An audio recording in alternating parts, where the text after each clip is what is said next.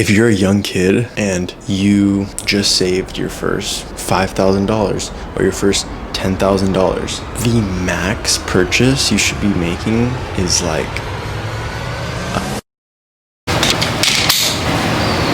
So we got the tripod set up, which is fire because honestly, that's just gonna make the quality of videos go up by just another %. I'm gonna pull a little Sam Sulek here. I only want to see comments that saying, this guy thinks he's Sam Sulek.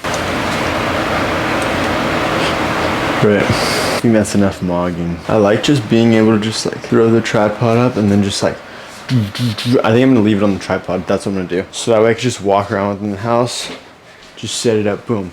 And then just like talk to you guys like this. Let's check stocks app. I'm looking right now at the stocks. Not looking so good. Not looking so good. I have one of my accounts down 1,800, another account down 350. So the reason I wanted to talk stocks, I guess, with this channel, even though I feel like this channel started off as like a gym channel, but I don't just want it to strictly be about gym. I feel like part of leveling up as like a young adult, it's not just like leveling up in like one area of your life. It's really trying to like excel at multiple areas of your life. You know, not just with your physical appearance, not just with your health and lifestyle, which are two different and very important things that, and here's the thing, like they all play a role in your life, like with each other, and they all work together. But it's not just gym, it's not just eating the right foods. It's also making sure that you're like a badass at work, that you're getting your work done, that you're making some money, that you're investing your money well, that you're not just blowing it. There's a lot of kids like our age, or I don't know whoever's watching this, but I mean, when I say kids too, by the way, like I'm referring to myself because I still feel like a kid at times. I'm 23 years old, but there's a lot of people that don't even know how to manage their finances or manage money. They get a check or they get their first paycheck and then they see a few $100s in there. They just want to blow it, or maybe even a few $1,000s and they want to blow it. Don't be that guy. Know how to invest your money. Know how to invest it wisely. Don't blow your money on stupid purchases. And yeah, it's going to be hard. I mean, especially if you're a young kid in your 20s, or you just got out of high school, or you just got out of college and you're starting to make a little bit of money, it's very easy to just go spend it. I mean, I don't have a whole lot of experience, but with the little experience that I do have, this is what has worked for me. The right word that I like to use is to just be frugal with your money, right? I'm gonna move this. I actually kind of like talking to like this. So being frugal with your money, super important. If you're a young kid and you just saved your first $5,000 or your first $10,000, the max purchase you should be making is like $1,000 at most. And even that is like, damn, you're taking 10% of your savings and just dump it. I mean, you can take it with a grain of salt or whatever, but you have to put it in perspective when you talk percentages. So when you only have $10,000, every dollar counts, every penny counts. And you might look at it as only $1,000. I look at it as you're not making a very smart decision. You're dumping 10% of your net worth into one purchase. And is it even like a good purchase? Like, is it an investment? And that's another thing. Like if you're investing, like that's a whole nother thing. Those kinds of purchases are like, all right, a little bit smart because you can sell your stocks or your assets. I mean, unless you're buying options or something, but I mean, if you're just strictly buying stocks, then you can at least sell your stocks to make your money back. But majority of the things that you're buying, you're not buying them so you can sell them again. You're buying them for pleasure, for like leisure. So I'll give you a perfect example. When I was first starting to make a little bit of money, I wanted to buy like a DJ board, and this DJ board was like $1,000. I couldn't justify paying that much money for something if 5,000 or 10,000 was all I had. Like, I don't even think I would be able to justify that, right? Until I started saving up then like a little bit more money is when I was able to start being okay with me spending like, okay, a purchase or two, like here and there. Like once a year I would make this type of purchase, right? Like $1,000 purchase of like something I really liked. That's okay. And when I say like once a year, I really mean like just once a year, like for my birthday or for like Christmas. That's it. Any other time of the year, we are being frugal, trying to just save money like wherever you can, just not making dumb purchases. Let's jump back into the stocks thing. I'm opening up my my personal capital app, or well, it used to be called Personal Capital, now it's called Empower, which by the way is my favorite app for tracking your finances. It's just super easy, and I like the way that they like connect all your accounts and show you your net net worth. At first, it kind of seemed like a little bit of like an outdated app, but now that I use it more and more often, I actually really like it. It's just very simplistic layout. I'm gonna go to my investments or my portfolio. Okay, so this is what my portfolio is looking like today. Basically, long story short, is just red.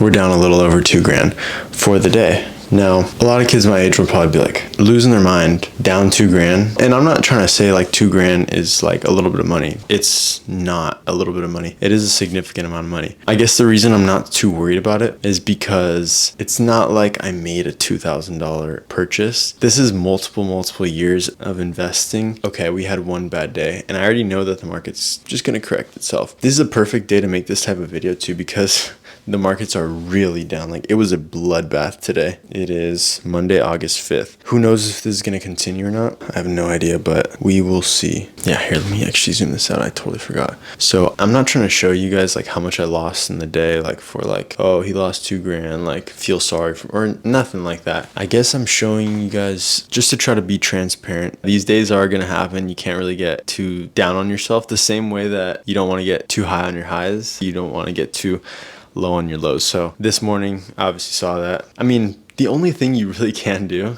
is look at it, say, that kind of sucks. And then you shut off your phone and you go about your day, and you got to get the same stuff done anyway. So why are you going to like be stressing about it and just be like, oh my God, like, you know, what's going on? Like, it's just going to do you no help. Last thing, I'll close with this. I'm not mad at myself for like any like bad investments that I may have made in the past. You know, we'll catch ourselves saying, I should have done this, I should have done that, or I shouldn't have done this, or I shouldn't have done that. For me, at least when it comes to these investments, I'm also a person who likes to take a lot of risk. So an area of my life where I take a lot of risk is, in my finances. But these risky things that I've done have taken me further in life and have taught me more than my losses. I've obviously made a lot more than I've lost, but beyond just like the gains and losses, what I've learned along the way, the conversations I've had with others regarding, you know, investments and finances, it's taught me a lot that I know that even if I do mess up and make these mistakes right now, I am going to be fine, because these are going to be patterns that I've already seen. And if you're not experiencing like these ups and downs and like seeing like the different stuff that life throws at you, you're not going to be able to recognize those patterns later on in life. I just feel better that I'm actually taking some type of risk versus just doing nothing. I'm more content that I'm taking these risks and maybe losing sometimes than like not doing anything at all and just having like a guarantee of like no possibility of like any other outcome. It's kind of like that quote, like you miss 100% of the shots that you don't take. So if you're just gonna sit there, you know, do nothing, if you're not gonna be risky, especially at a young age, our risk level or threshold, I don't even know what to call it, but our risk should be like here,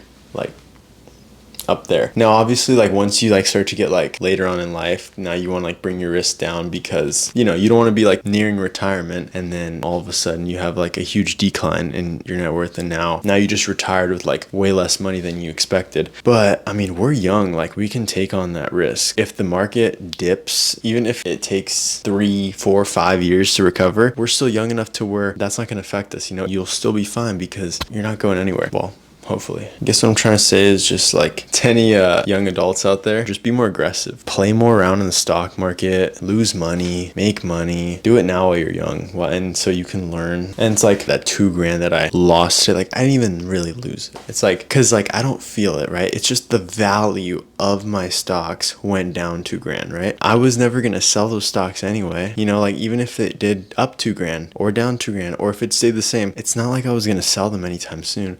So it has no effect on me. Like I can still live my life the same way I've been living my life. This is exactly why you can't get too low on your lows and too high on your highs. I just figured I'd share that because today was one of those days where it was a bloodbath. I think Nvidia opened the day with like down 11%, Apple down 7%. They closed a little bit better, but still I haven't seen it that bad in a while. So, but it was needed for people that actually follow stocks. It was bubbling and we all knew that bubble was gonna pop. It was just a matter of time. That was my little 2 cents on the stock market today. Hope everybody has a great night. Can't believe you did that to us, Warren. Cannot believe you sold all your Apple stock and did not tell any of us, man.